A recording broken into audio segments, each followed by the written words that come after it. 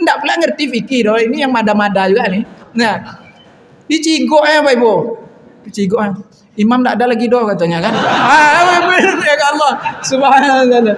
Nah, tentu yang bercakap nih batal salatnya. Batal salat dia, ngomong dia. Niat dia tuh baik mau ngasih tahu yang lain. Ya, jangan yang lain ini teraniaya. Kan teraniaya namanya sujud terus ya Bapak Ibu.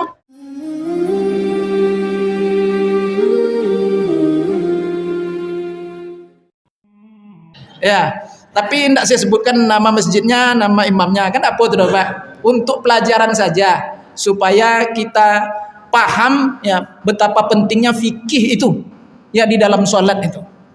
Nah, jadi Bapak Ibu, ini ceritanya tah sholat, tak ingat saya lagi di antara tah subuh, tah maghrib itu, tah subuh di antara itulah maghrib, tidak salah saya itu maghrib. Jadi Bapak Ibu yang dimuliakan Allah SWT, rakaat kedua, nah, imam nih batal di waktu sujud pula tuh. Waktu sujud dia keluar. Ya Bapak Ibu yang dimuliakan Allah. Dia hafiz Quran. Ini kan tidak ghibah lah insya Allah ya. Saya niat untuk pelajaran biar Bapak Ibu tahu betapa pentingnya fikih itu di dalam sholat itu. Ya.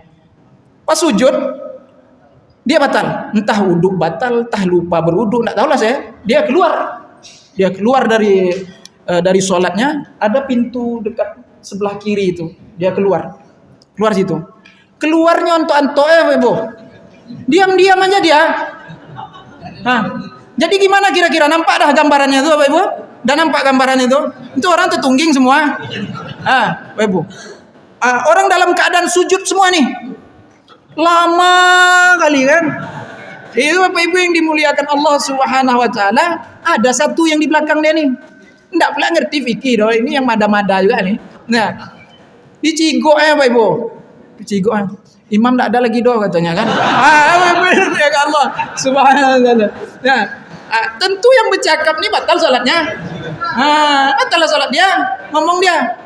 Niat dia tuh baik mau ngasih tahu yang lain. Ya, jangan yang lain ini teraniaya. Kan teraniaya namanya sujud terus ya Bapak Ibu. Ya.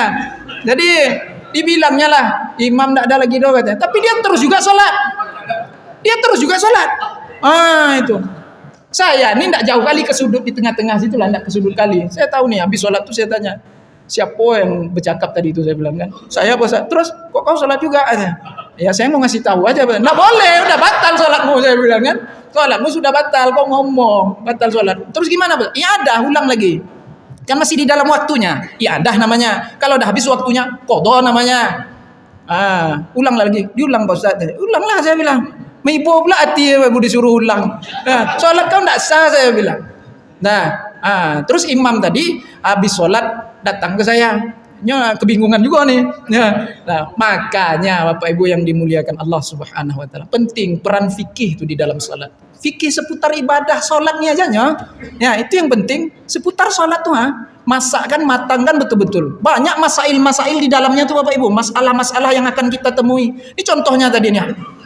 Jadi Bapak Ibu yang dimuliakan Allah Subhanahu wa taala,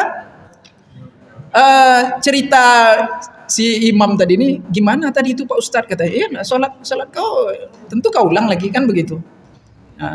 Sholat imam ulang lagi, saya bilang. Sholat makmum tadi Pak Ustadz, katanya sholat makmum ini Bapak Ibu yang dimuliakan Allah ada dua alternatif, ada dua solusi.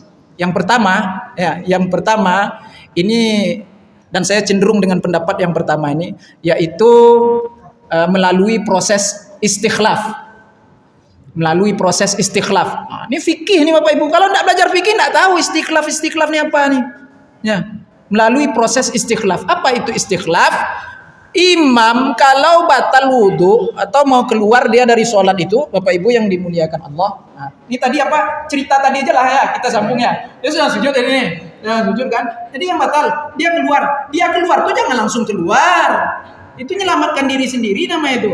Tuh makmum tuh gimana dalam keadaan sujud semua tuh. Maka yang di belakang dia tadi, diisyarat. Dia dicolek di bahunya, kayak yang kepalanya dicolek. Ya bahunya, ya pegang bahunya atau bilang dia bisikkan di situ, gantikan sholatku batal. Itu. Nanti dia melanjutkan tuh Allahu Akbar. Allahu Akbar, Allahu Akbar.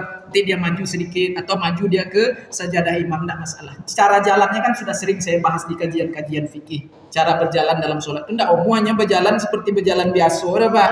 Ya, batal sholat, ada cara jalannya. Ya, itu dibisikkan, dicolek dulu dibisikkan, gantikan aku, sholatku batal. Itu karena posisinya dalam keadaan sujud. Kalau batal imam tadi dalam keadaan posisi berdiri, batal imam kan, jangan ngomong, tidak bagus ngomong. Terus gimana? Isyarat aja. Itu. Yang tunjuk mukanya gitu. Itu. Atau di dalam mazhab Imam Hanafi ditarik bajunya. Itu siapa itu? Tentunya yang di belakang imam tadi itu. Maka yang di belakang imam saya bilang harus ngerti fikih. Ya, harus paham dia. Kalau enggak, kok diisyaratkan sama imam tuh model itu, ditanya apa maksudnya. Nanti ditarik pula sama imam tuh kan? Tarik sama imam tuh kan? Janganlah imam tuh ya kan? Nah, Bapak Ibu yang dimuliakan Allah. Jadi mesti ngerti, kalau diisyarat begitu, maju. Atau ditarik bajunya, maju. Siap menggantikan. Nah, Bapak Ibu yang dimuliakan Allah Subhanahu wa ta'ala. Nah, itu penting, ya. Itu proses istikhlaf namanya. Apa itu istikhlaf? Pelantikan. Ya. PJ, pengganti jabatan. Iya, Pak. Itu istikhlaf namanya. Proses yang kedua, mufarokoh.